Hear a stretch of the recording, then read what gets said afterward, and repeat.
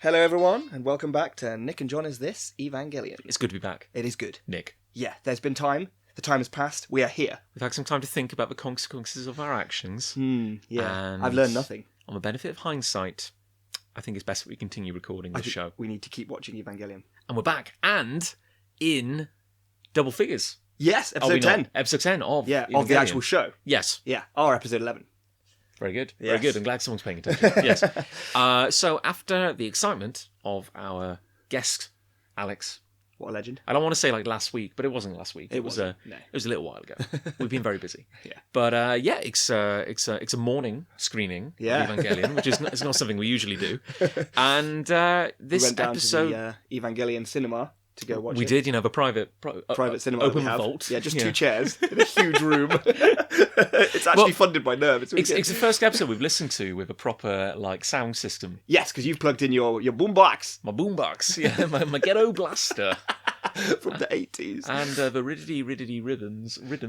It was way bassier. Yeah. And therefore served in some way to improve this episode, I think. Yeah, no, it was... Because it needed it.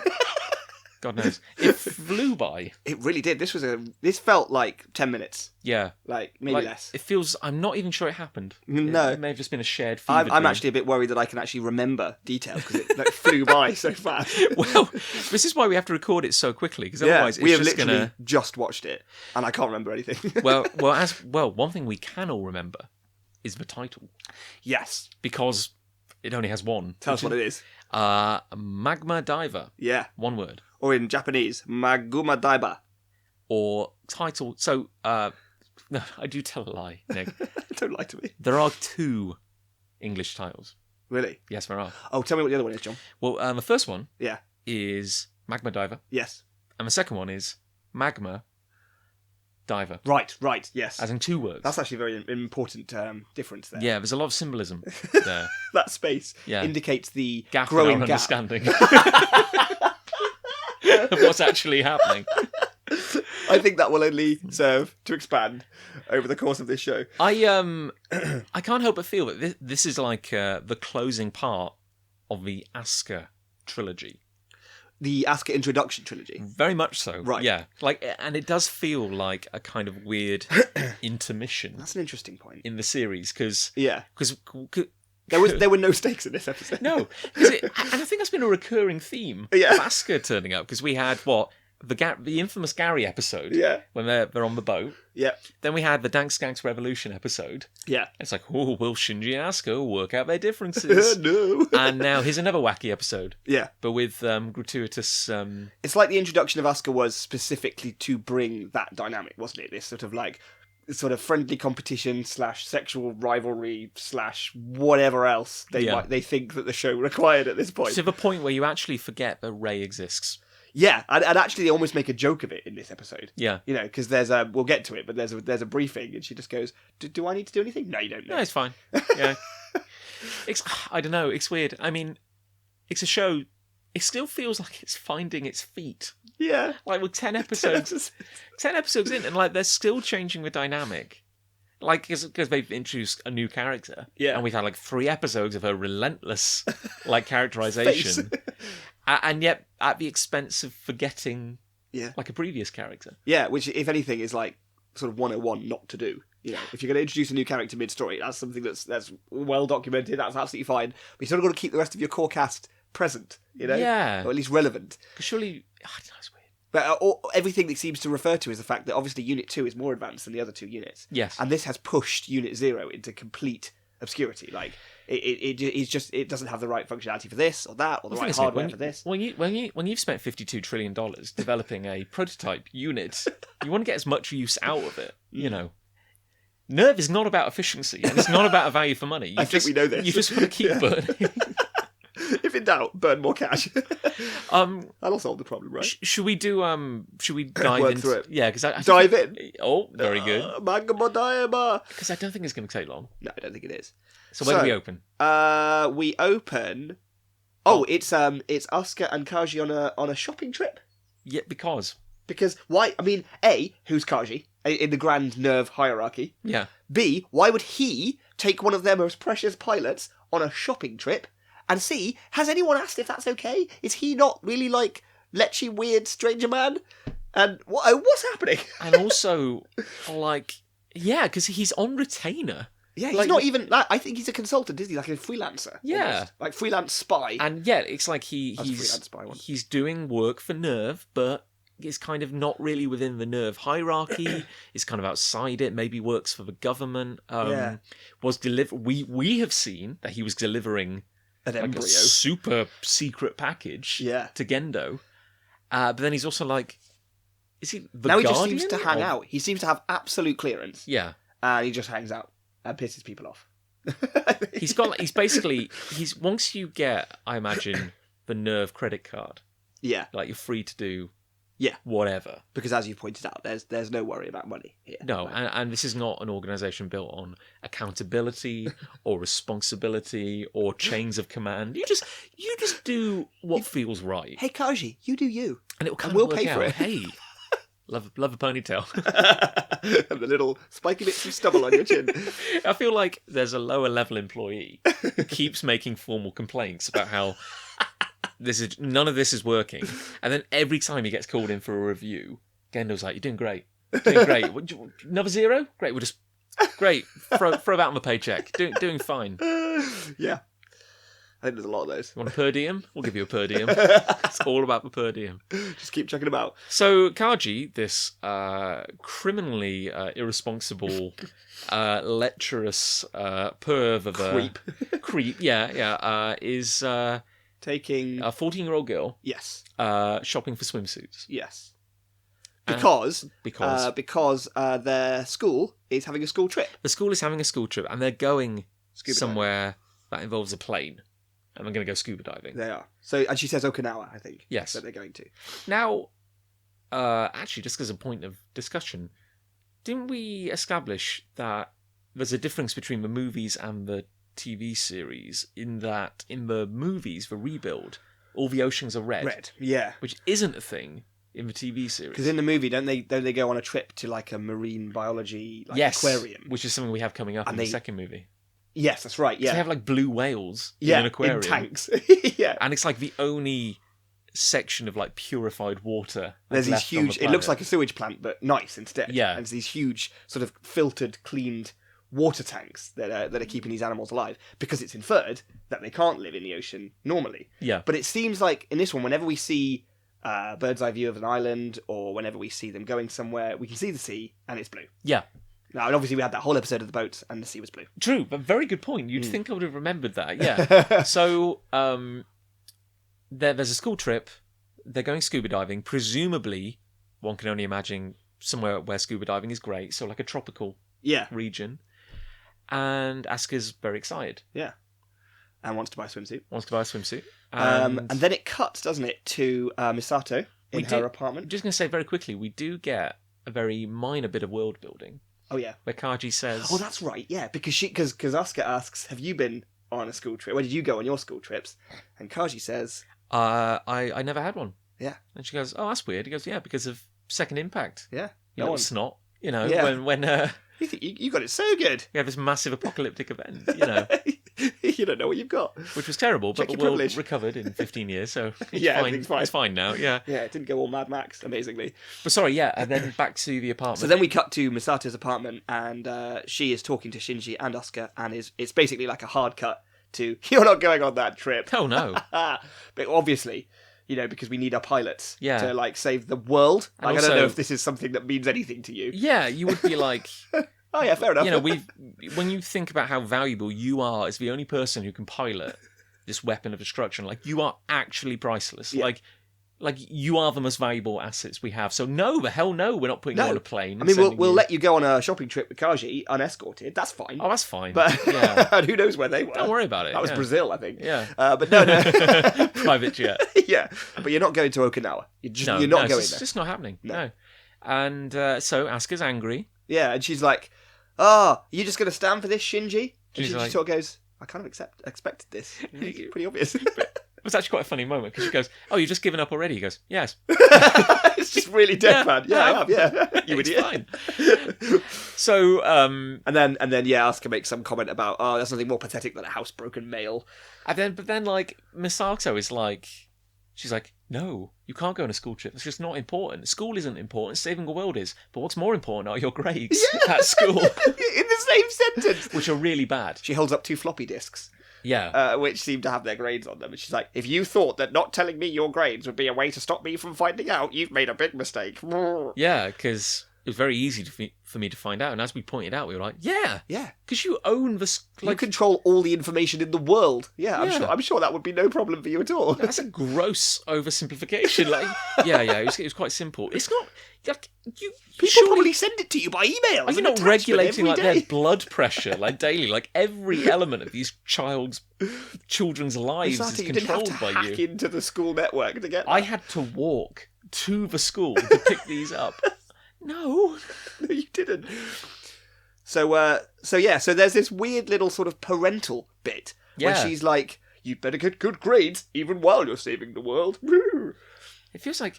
It's like, but no, that isn't important at all. It's tying into all the adults are just incredibly inconsistent. Yeah. I don't want to credit the series to say, oh, but that's like, it's all mind games and it's all meta. No, I think it's just inconsistent writing. Yeah.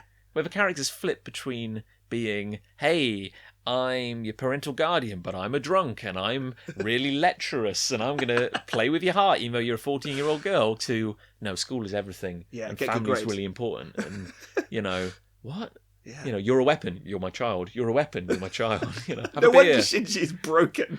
Jesus. And Asuka for that matter. So then we have that. And then we have the best animated scene in the entire series, where all their friends say goodbye. So the plane launches off in a sort of... The whole thing was like a PowerPoint animation. So it's like there's a plane in the background, just sort of... It's basically just zooming out. Like it isn't moving from right to left or into the depth of field. It's not doing any of that. It's literally they're just zooming out on a picture of a plane with a vapor trail behind it. And then overlaid transparently, sort of moving back at the same sort of rate as the plane, is a sort of vignette of school friends. Going, see you later, we'll have a great time without you. All your favourites. We got Kensuke, we got Toji. But they don't move, they're just static, transparent overlays on top of the plane. One might say. Yeah, sliding across the screen. A lot of close-ups of bags and shoes while people are talking. Actually, this episode has a lot of close-ups while exposition or dialogue is being delivered. Which is something that anime does a lot anyway, and to some extent I can forgive, because you're still looking at artwork. Someone still had to draw that. Oh, yeah. That's fine. And I understand that there's only so many frames that the animators can deal with per episode, budget-wise and everything. But there was a lot in this one. There was a lot of cutting to inanimate objects and stuff. Yeah, and I don't think I realised quite how cheap some of the episodes are. And this is clearly a cheap one. No doubt at all. And clever things to do in anime when you've got to have the cheap episodes, you've got to have the expensive ones, which you're going to have the big action sequences or whatever. So the best way to operate that, I think, from a storytelling perspective, is you make it a very story-orientated one. So a lot of character interaction and dialogue, because you don't have to do a huge amount of animation with that, and a lot of exposition, maybe some world building. That's a great opportunity. And there is some of that in this episode, no doubt. But you've really got to... Because there was that shot where Pen was shaking the water off himself. Yeah. And it was probably 4 frames of him flapping like a dog would flap to get water off himself. And it loops for 15 seconds. It just keeps going. And it's just that's too much. We're bored of looking at Pen shaking his water. It's astonishing, really. And you keep thinking, they must be saving it up for... the epic fight at the end of the episode, and it's not actually that. Sorry, spoilers. It's not actually that kind of. No, epic, actually, really. This we'll get to it, but it's not that impressive. So then, smash cut to swimming pool. Swimming pool at Nerve. Yeah. Oh, why not? Yeah. One of the 10 swimming pools they have. No, wait. Before that, there's the cut to Gendo talking to people. Isn't that right? Well, have they discovered the thing yet? No. I can't remember which order it went in. Well, because they make a discovery, don't they? It's like a shock discovery. Because there's Misato in the lab. Yeah. This is the problem. These scenes are so interchangeable. I can't remember. Okay, so maybe it then goes to a mountain range. Yeah. And yeah, that's right. Helicopters over a volcano. Yeah. We see. And there's the Nerve team are on site. Yes, but obviously not in a Nerve base. But no, I am getting super confused because there's also a scene back at Nerve headquarters. After the kids leave and go on, because everyone's just chilling at nerve. Yeah. And like Ritsuko's like No, you're absolutely right. So right. This episode is frying my brain. Yeah. So what happens is we get a jump cut. We see a volcano and some helicopters. Then it cuts to some scientists, including Ritsuko, looking at the floor where is projected images from the volcano. Yes. That's what happens next. The most elaborate slideshow you've ever seen. Yeah. And they're basically saying, there's an angel down there. Yeah.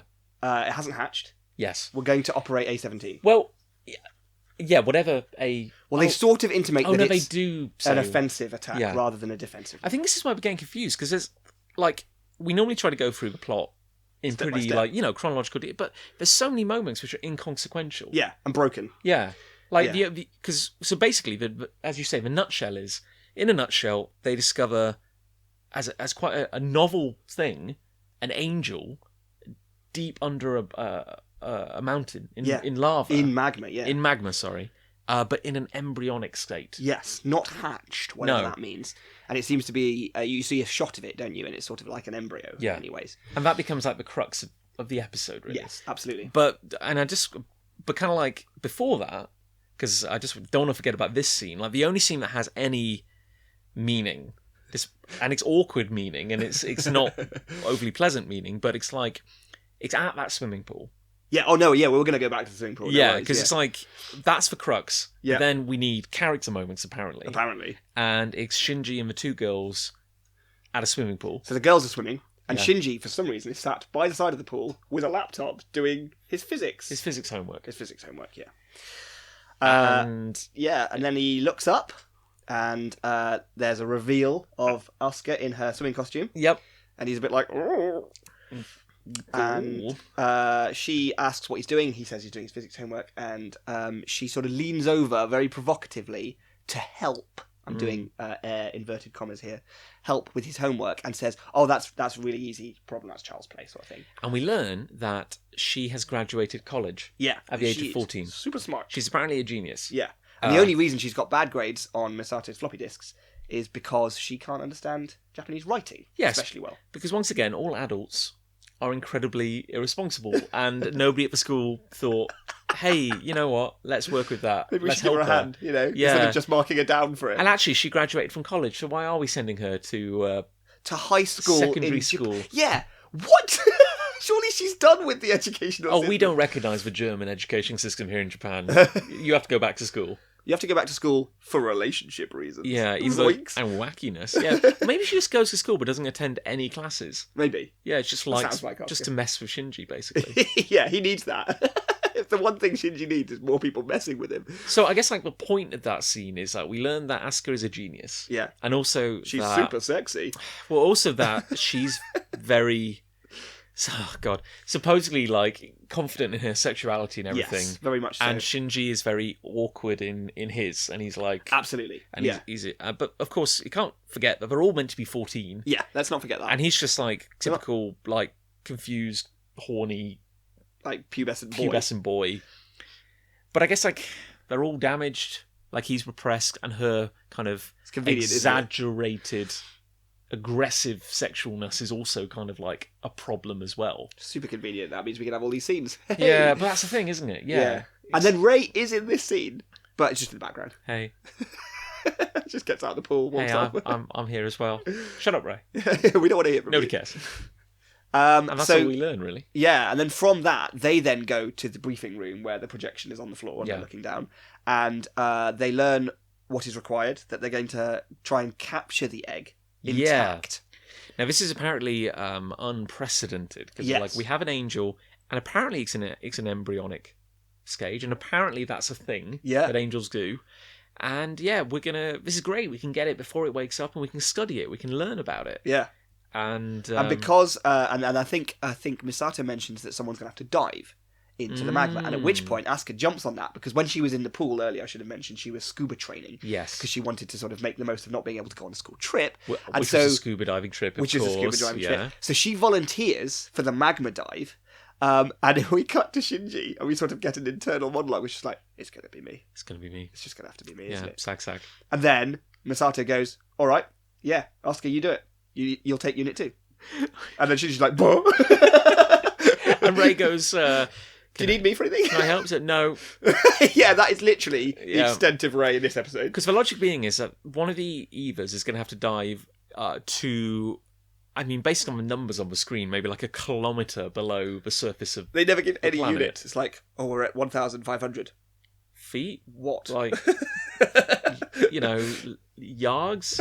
Legions? Millimetres? Leagues? Hectares? An acre? No, wait, no, it's area. And they're like, no, we can't fit the heat insulation armour to Unit 0. No. Because apart from the fact it looks utterly identical to all the other Evas. Well, apparently, it doesn't have Type D equipment or something, they said, didn't they? Whatever that means. But Gendo, there's a brief cutaway to Gendo meeting with... a council of dudes who might be Sele, but also aren't just prisms with numbers on them, so I don't know who they are. But it is that the visor dude is there. Yeah, so we have seen in some council-y scenes before. It's like, again, it's the series not remembering its own rules. Like, if you describe to people, and there's this super secret, sinister organisation called Sele. Which are above nerve. And they control everything, and you never see them, apart from when you do. But you never see them. It's like, oh, is this them here? Don't know. No. But when you see never them, know what you'll they look like. Apart from that time, know? they were all on screen. Yeah. You know. Is this them? I don't know. No, it could be. No, doesn't matter. But they're like, oh, this is great. We can get like an angel. But they go, you know what happened the last time we tried to make contact with an angel? Second impact. Which, kind of just ruined the planet. It's fine. Yeah, it's fine. And I keep forgetting his name, but what's Gendo's second in command? Fujitsuki goes... There's no J in there. Fujitsuki goes... are you sure you want to risk another second impact? Ooh. And Gendo just smiles. Yeah. Like, yeah, he does. Like, he does. Yeah, he's fine with it. He's absolutely... He's like Misato and every other adult human being in this show. He does not give anything. And, and then I guess the action just kind of begins, really. Yeah, so... so then there's the scene where we're in a changing room. Yeah. And Asuka puts on her new suit. And she goes, this thermal defense or whatever it is suit doesn't seem any different to my normal plug suit. Looks absolutely fine. And then Misato's like, press the switch on your right wrist. And she does. And she balloons up, in quite a suggestive scene, into a big sort of ball Asuka with her head poking out the top. Which again doesn't make any sense because it's like... you get the logic. They're like, okay, you're going down somewhere where the pressure is utterly insane, beyond human comprehension. The heat is just incredible. So you need to wear heat-resistant armour. Great. Brilliant. Makes perfect sense. And, even, I'll give them... So we're going to give you a suit and we're going to fill it with, say... some sort of coolant. Like a coolant. Yeah. Great. Makes perfect sense. But then it takes its own logic and just applies it in the wackiest way possible. Yeah. Where now she's like a great big Mr. Blobby balloon. But her arms and her absolutely head... normal. And her head's out of the suit and not covered. Her head is utterly unprotected at all. So we just, for the sake of like a few yucks... But that's it. It's a gag, isn't it? Because the whole point is Asuka's very body confident. She thinks she's very attractive. She likes to show off. And now she's going to have to do this mission that she volunteered for. And she's thinking she can... Real great opportunity to show off her skills. But she's going to have to look like an idiot in her own perception while doing it. Yeah. So she strolls out into the hangar where Unit 2 is parked. And Unit 2 is also in a suit. A tiny replica of Unit 2. And this is what's so weird, is that you rightly point out that the scale is completely off in this scene. Ritsuko is stood in front of Unit 2, and Unit 2 is about 2 Ritsukos high. Ritsuko walks over and she's carrying Unit 2, like in her hands. One hand, Yeah, in a Kinder Egg. It's so inconsistent, it's tiny. It's ridiculously small. And I don't understand whether it was a mistake in scale, like Ritsuko's actually meant to be way closer to the maybe camera, it was just... but it doesn't look like that. No. It looks like Ritsuko is stood right next to the unit, and yet is half the height of it. Yeah. It's really broken. Because it's a really... Also, no, I think it is a mistake, because when you think about the first introduction to Unit 1, and how even just to be in the same room as Unit 1, they had to be on that gangway. That pier, and its head... it was deep in water. Yeah, it was massive. So even if it was just like the scale just didn't come across, that room doesn't make any sense. There's no conceivable way. I don't think you could shoot Ritsuko in the same shot as the whole of Unit 2 without Unit 2 being like 3 miles away from her. Yeah, no, entirely. Yeah. And it's just doesn't make any sense. But because they wanted to have this shot of you being able to see all of Unit 2 sat kind of like a teddy bear flopped down in the corner of a room, wearing this sort of kind of comical big white snowman type suit. Yeah. I guess they completely ruined it on the scale. Yeah. I don't know. They just messed it up big time. Because they've put Unit 2 in a suit itself. Yeah. Which is, you'd think, could you not just bolt armor on and stuff? But no. It's a physical. Also, AT field. Doesn't that go some way to protect it? The whole point is that they're hard to damage because of the AT field. Yeah. Why do we need this thermal we defense see them armor? do quite incredible things with the AT field. And that's a better episode you're describing, where it's focus your AT field down. Yeah, she has to do a whole load of training to focus it into hard, light and armor you will around penetrate herself. through the lava. Yeah, and then there could be this moment where she loses confidence in the magma, it's and the wobbling. armor starts to break. That would be great. Yeah, but no. And then Shinji has to project his field to say that's a better we know episode. He's great with his AT. Anyway, that doesn't happen. So she's a bit annoyed that her unit, which she considers hers, looks a bit goofy. And, she's Akaji's there. He's on a balcony and he shouts down, "Oh, I thought more of you." But he says something like, "I was looking forward to seeing your gallant body," which is not a comment you should say. That's not something anyone ever says unless they're having a stroke. And so she runs away "Oh no, Kaji's seen me." Wobble, wobble, wobble, wobble. Blorp, yeah. Blorp. But then Ray says, "Well, if you don't, I'll do it. I'll pilot Unit 1. She's like, "No, dude, don't you touch my..." I'm not even sure she can, either. No. No. Just Ray just offering her services. So, there we go, and then... So then she gets in, because of course she doesn't want Ray to pilot it. So they've got, probably, a bit of a cool bit. They have, there's a great big, valley. Canyon almost. Canyon, that's a much better word, yeah. Above the magma. Yeah, exposed magma down below. And they've built, a bridge across it. And this is something the show does well, and I wish they did more of it, is when you see glimpses of the military hardware. Yeah. And, just the most incredible structures. That they build quickly. And the design of that stuff is all amazing. Yeah, it looked great. Yeah.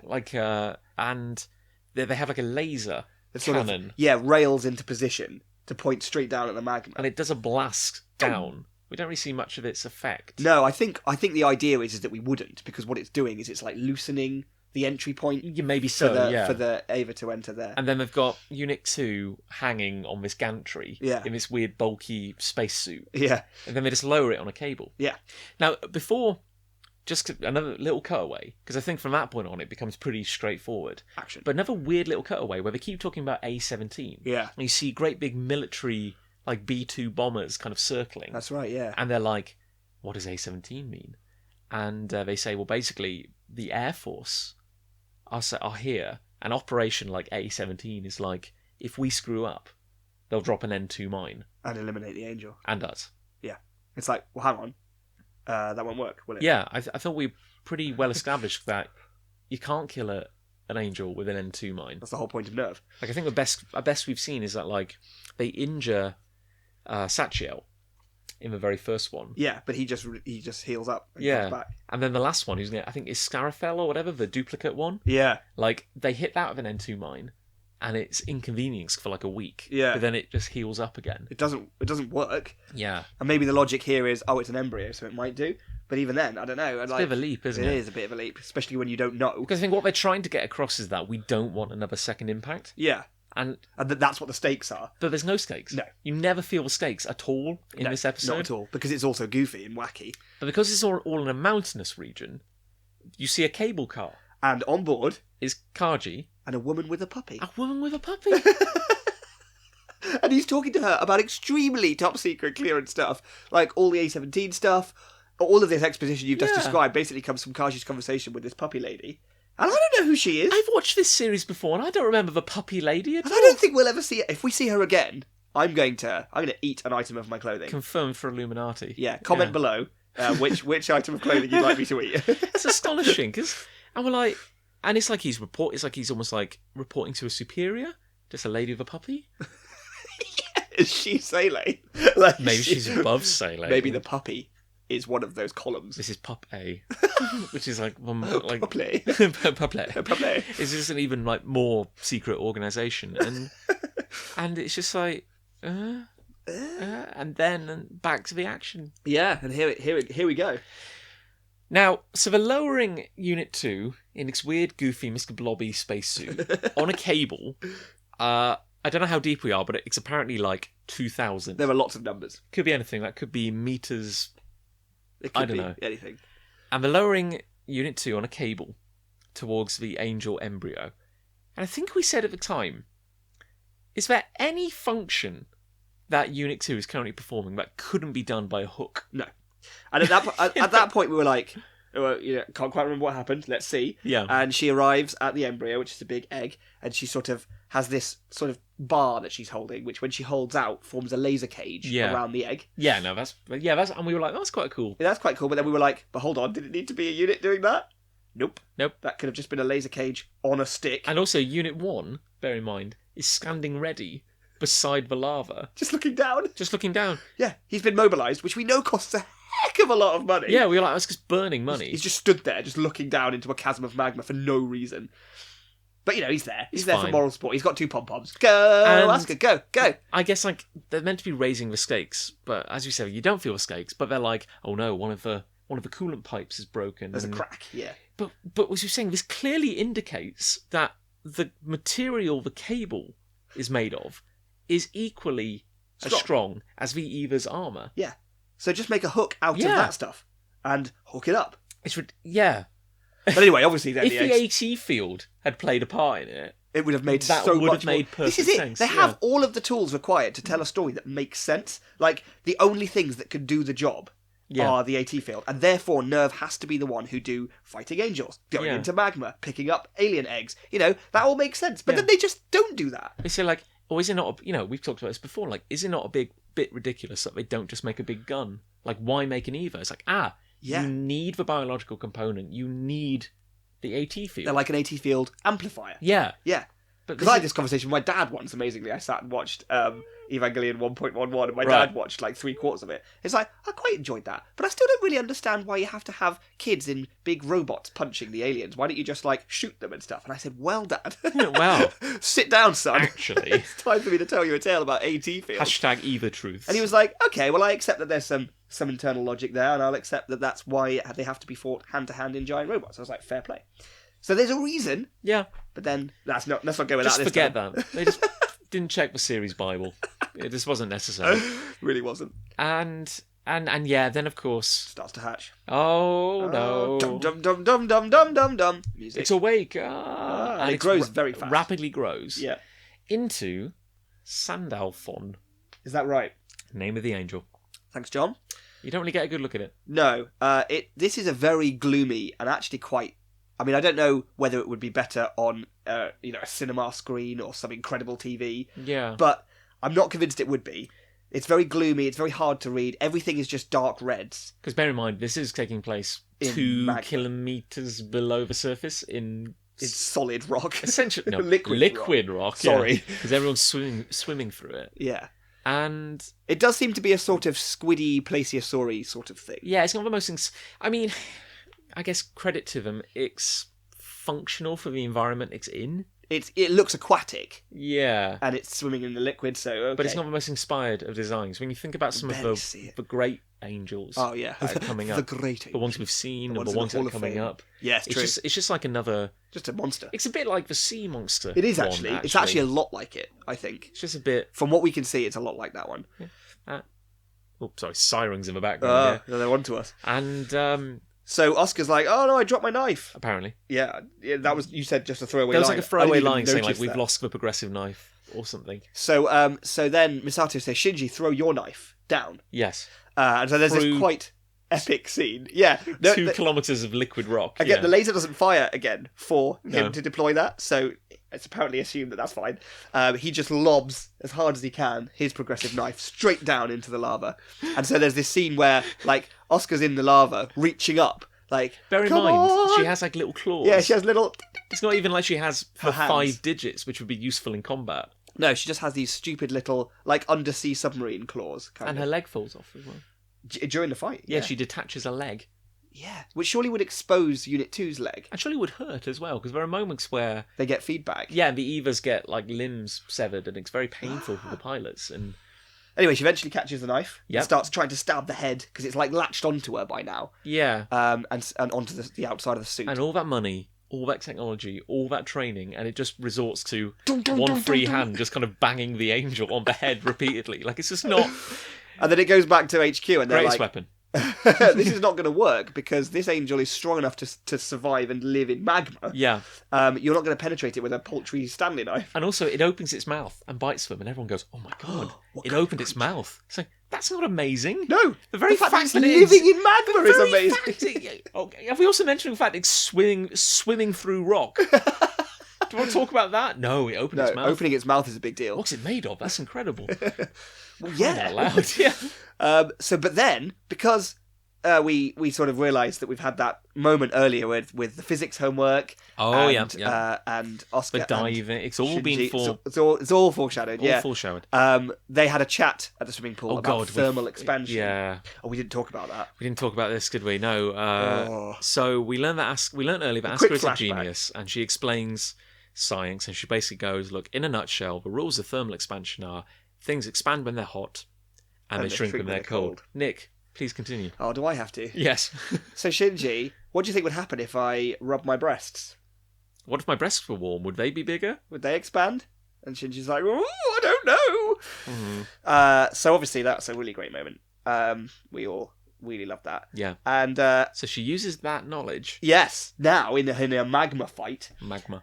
She rips one of the coolant pipes off that's coming down on the cable that's lowering her down. Yes. And she says, "Nerve, push all coolant into pipe 3. Luckily, she knows which pipe it is. It's good. So we get a cutaway to someone just pressing a button, and it goes, it just goes 3. 3 on the screen. It's like we needed that. There's an OS command for that. Brilliant. Okay. And then she just jams it into something, like its mouth. Its mouth, yeah. Yeah. And obviously, like, that's really cold. It's really hot. Blah, blah, blah. Yeah. Now I do some stabbings. And then it just sort of dissolves. You don't even get an explosion. There is very little end battle payoff. No mention of a core. Nope. Like, it breaks all of its own rules. It just kind of... And we just get this kind of really... They normally explode, don't they? Yeah. No explosion. We get this boring, like, long shot of the angel just kind of, like, expanding and then disintegrating. Yeah, into, like, little, like, bits of ash, almost. So we never really got a good look at the angel. No. And then it just fades away. Yeah. Now, you could maybe lampshade this or kind of just sweep it under the carpet and say... Maybe it was a juvenile. It was very young. Like maybe it wasn't fully formed or something. But then if that was true, and this is something I firmly believe in storytelling, then you have to say it. Yeah. Like we can make excuses till the cows come home, but it's like, was that true? In which case, why not tell us the story? Yeah, if you can't... they always say like show, don't tell. Yeah. But if you can't get it across in showing, then tell us. Then you've got to tell us. Jeez. Give us something. Come on, Anno. Come on. So then...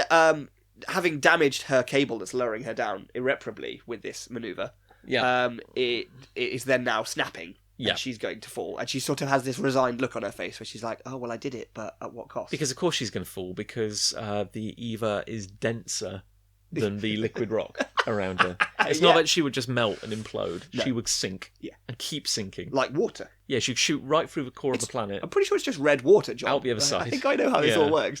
So the cable snaps, and she sort of falls away. She's like ready to die. And she's almost imploding as well, like the suit is starting to crush in. Now, more credit to them, that does make some sense. And she's like, you're like, I guess this is the end. Yeah. I guess I'm going to die. Falls away in the middle of the shot, and then suddenly, tell us, John. A purple hand. Purple Poiple shoots out and grabs her. Yeah. And it's Shinji. Riding a rope down like Indiana Jones. Maybe, we don't see a rope. We see him sort of the other arm up in the air as though he must be holding on to something. Now, it was very important that Eva 2, the most advanced Eva, wear thermal armour. Yeah. And to protect it from the pressure. And but, Shinji just turns up. Unit 1's just deep in the magma, same depth. And he's fine. He's not wearing any sort of armour. I don't know how he got down there so quickly. He doesn't have any coolant. Must have already been leaving before, like, she had finished the fight. Yeah, and he just grabs her. Yep. Maybe it's the AT field. But if it is, then why did they do it for Unit 2? Why didn't we see it? Why did they deploy Unit 1 instead of Unit 2? Wouldn't that have been a cool moment where she's like, I'm dying, and then you see like, and you see like the AT field like extending, like a bubble, yeah. Yeah, how amazing would that have been? That would have been incredible, John. That would have been really good. Thing is, Nick, that'd be really hard to like animate. Voice act. Well, you know what? Just say it then. I'm extending my AT field. No visual effects. Just like I'm doing it, and it's like a radio novel kind of. Yeah. Like just go to screen to black. Just tell us what's happening. Even that would have been better, I think. You could have recycled a clip from a previous of like a computer screen, just showing the AT field, and just have let's like cut together. He's using his AT field, like just, and then great, yeah, done, finished. But no, and then she just goes Shinji, and there's a little smile on her face, and she goes, what an idiot. What a show off. Yeah. And he's like, you've gained the power of mutual respect. And I guess that... I think that's the end, isn't it? I guess that's the end. So Nerve didn't get what it wanted. They defeated an angel, but not in any way that they normally do. But the world didn't die. And they broke their own rules. Other than that, though... Yeah, it's fine. It was really great. Yeah, and... Really pulled that one together, lads. And I guess they'll cost quite a bit to fix the damage, so... Yeah, because Unit 2 must have lost a leg. They've lost that thermal armour completely. Yeah. Who knows what damage was done to Unit 1, despite it having some ability the 15 to survive. quintillion... dollars expended simply for shipping and launching the two Evas. I ship them together. Check out my Tumblr. Great. And just makes it Eva's kissing. But yeah, and so this is a report to Gendo. He's like, good job. Yeah. Great. Raises for everyone. The best thing is that Rey was also deployed, but she's also out of shot. And that cost another $35 quintillion. They told the Treasury that Evas feed on gold. They just physically need a constant stream of liquid gold. That's what the umbilical cable is full of. It's just liquid gold. Yeah, I told them we need liquid gold. It's amazing. This is working out so Everyone's well. wearing crowns. Just... and then everyone got a raise and a bonus. Yeah, and a cake. And 8 weeks paid holiday. Yes, and they all went to Okinawa and went scuba diving. It was a great time. And in the meantime, 3 angels came and decimated southern Japan, but no one cares. No one cared. It's fine. And then we get the epilogue. Where what was it? They go to the hot. Yeah. We get an epilogue. Where as a I actually had forgotten it. Rey doesn't get to come. Where that's true. She might be there. She's just out of shot. because she doesn't live with them. She lives in that horrible drug hovel. Drug apartment. Yeah. Because she's fine. Because she's a really important asset. She's really important. Leave her there. So we see Misato, Shinji, Asuka, and Pen go to a hot spring. Yes, because those 4 would be the obvious choice. Big. Well, they live together, Nick. That's true. It's a family outing. Is that what it is? I thought. Yeah, I kind of assumed it was a Nerve thing, but no, you're right. No, you're probably right. Yeah, no, because why would it be a Nerve thing? Just let them go to a. And hot springs. It's a standard trope of anime. And also, to be fair to them, plays in with the magma diver theme a little bit. That's not an excuse. Shut up, Nick. So there's a boys' pool and there's a girls' pool, and it's separated by a wall. And then you hear a voice from the other side of the wall. So Shinji and Pen are chilling. I don't even want to. I feel dirty talking about it. I did the other one, so I'll do this one. So Asuka calls for body shampoo, which I still don't know what that is. Can I have the body shampoo, please? So he lobs it over the wall, and then there's like a clonk, and then she's like, "Oh, you hit me in my most." What does she say? My most sensitive area. It's not sensitive. It's something really stupid, like significant part. It's like that. You hit me in my most significant part. Well, yeah. Which I think is meant to be suggestive, but that could just be her knee. Or and also if her nose. Yeah, but also, I mean, the mind boggles, because how was she standing when that shampoo came flying over the fence? I mean, and then... They were doing cartwheels. To their credit, now, I want to say they showed restraint by not showing the girls nude, but actually, I think it would have been too hard to animate. So, instead, we get a standard shot of a fence. Yeah. And the talk from behind the fence of the 2 girls. And it's all very like... I say girls. One is a grown woman who is the other woman's boss. An adult. And her mother. Yeah, mother figure / boss. But it's all very flirty and quirky. And he's like, oh, your skin is so soft. Do you want me to have a look at it? Oh, don't touch me. It's ticklish. It is the equivalent of a saucy postcard. Yes, but in audio only. And then Shinji's listening and blushing. And then Pen looks at... his peen. Shinji's Pen. His peen. His peen. And then Shinji ducks down into the water, is like, "Ooh, all embarrassed." And you can say this. And he goes, "Oh, it expanded." Oh, jeez. Because the episode was all about, and it's part family, but also about thermal expansion and subtlety. It's about as subtle as an air raid. And the death of storytelling. Art has died. And then I thought, oh well, at least the episode ends without us seeing the girls. No! Oh god, there's more. It keeps coming, doesn't it? So then we have a static shot. The 2, the girl and the woman naked. You see a lot of navel and kind of underboob. Yep. And they've just got a lot like towels on their laps. As with a lot of anime, it's kind of like it's like saucy, but never like they always go up to a point.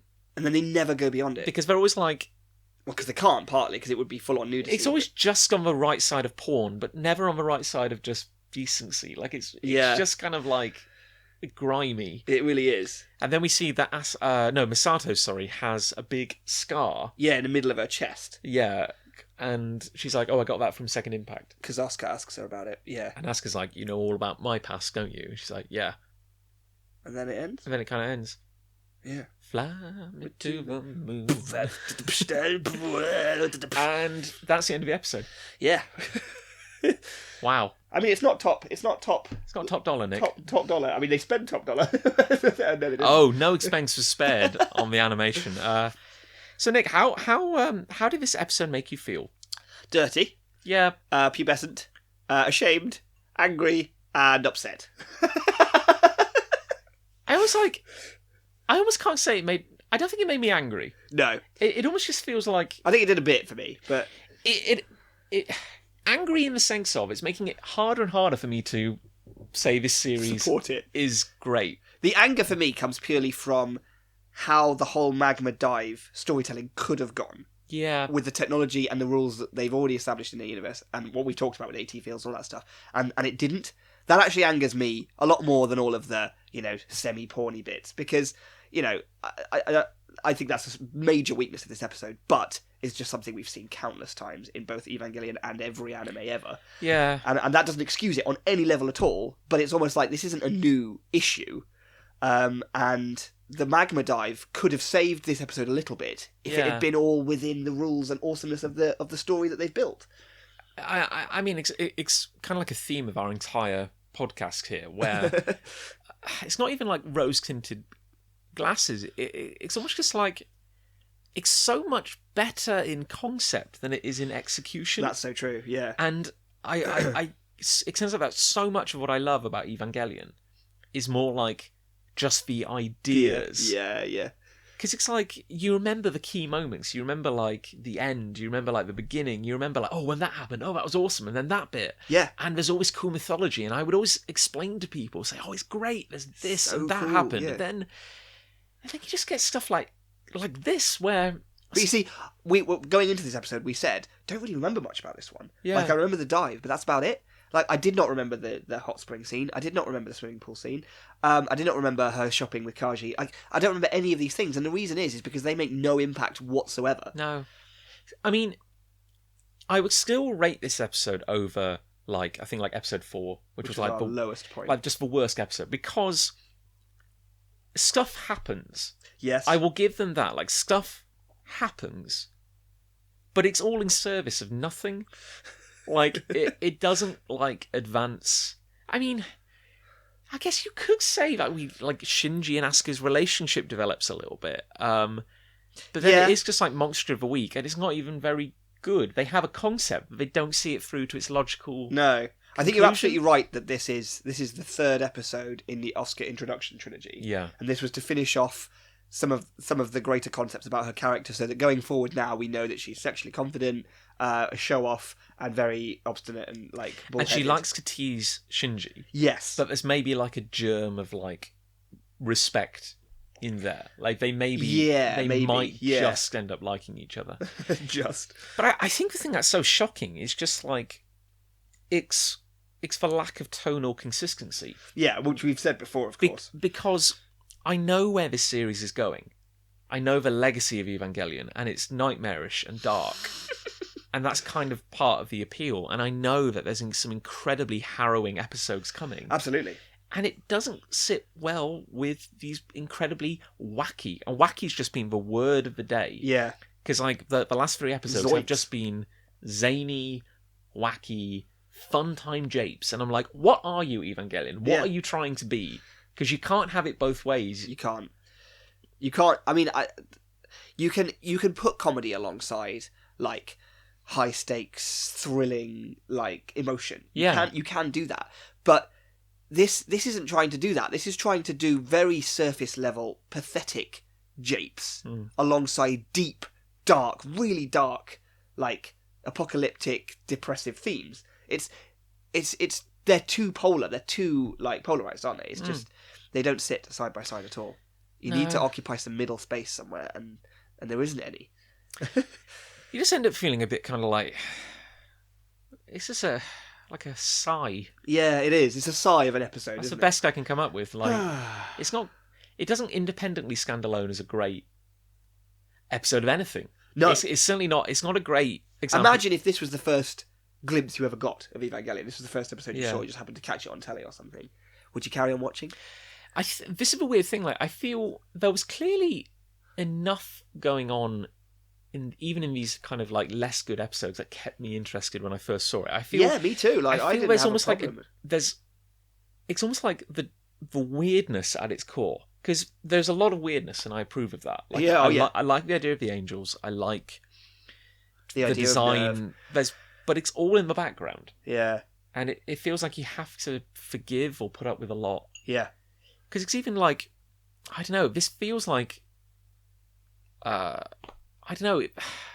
What am I trying to say, Nick? It's just like you get all these anime where like there's episodes which are like filler episodes, and it's just like, oh, here's a comedy episode or whatever, or here's like the fan servicey episode or whatever. And I guess that's okay because you have to understand that's a storytelling trope, and this is what people want. But it's not even a very good example of that. No, the comedy isn't funny. The sexy bits aren't sexy because these are all children. It's not. That's not like right, and no, and yet that is often played as though it is right. Yeah, like the sexualized aspects are often played completely knowing that they're kids. Yeah, and that therefore that is what makes it sexy. So we are potentially not the target audience for this. Not that speaks particularly highly of who the target audience is. But if you wanted to watch like an anime which is about like tons of like busky girls. Like giggling and it's all just like true. You can go to that. 1,001 other examples of that. Yeah. Why does this story... So who is this episode for? Yeah. Why does this have to have a tiny bit of that badly done? Why does it have to have that? And we keep like every time we question something about the series, we keep thinking like, was this intentional? Like, is this so meta? Is it so meta that we can't fully comprehend it? Where it's like, because there are a couple of things where you're like, okay, I'm learning that Shinji is very repressed. I'm learning that Asuka has almost like a complex about being aggressively sexually kind of. This is the thing, though, isn't it? Because I can imagine if we were arguing now with someone who was super pro Evangelion, their counter argument might be: this is a story about a young boy learning about his pubescent urges, as it were. Yeah, and arguably it is. I think my counter argument to that would be, though, does it have to be? Like, does this story need to have that? Or are those themes only in there so that you can draw sexy boobs? And I think that's the thing. You can't have your cake and eat it too. No, exactly. So are you telling this really hard-hitting, psychologically analytical story about what it's like to be a teenage boy, at the end of the world? Wrestling with these big themes. Or are you drawing the boobies? Which one is it? Because you actually cannot be taken seriously if you're going to do a scene like that. Maybe that's it. Maybe that's it entirely. I can't take this episode seriously. Yes. We can't talk about these grand themes like the end of the world and human instrumentality when we have such silliness going on. And we can't talk about the themes that apparently the show embodies either, like post-apocalyptic drama and prepubescent boy becoming man stuff. We can't talk about those seriously either because there's nothing serious in how that is handled in this episode. Yeah. So I'm sorry, but you're fictional arguing man here, your argument about it being about that doesn't stand up either. No. Sorry. I don't know, and you can't fake how you feel about something. No, you can't. And it's just like... Maybe some people will love this episode, and that's fine. And we've just walked away feeling a bit unsatisfied. Really. Yeah, once again, this journey has been very up and down. Yeah. We have raved about some episodes, we have slated some others, and I think that's going to continue. This is a lower point, perhaps. But one that we predicted. Still not the absolute worst. Oh, definitely And not. it's bad for different reasons. Yeah. But it's just like, I expected better, Evangelion. Yeah. Have we ranted enough about this episode? Maybe we have. Maybe it's time to rate it. Should we sum it up? Okay, impact. What did this impact do for you? This is tricky. Because there are... I think I have a number. Do you? I think I have a number. I think I do too. Okay. Do you want me to go first? Yes. Okay, my number is 3. Mine is 4.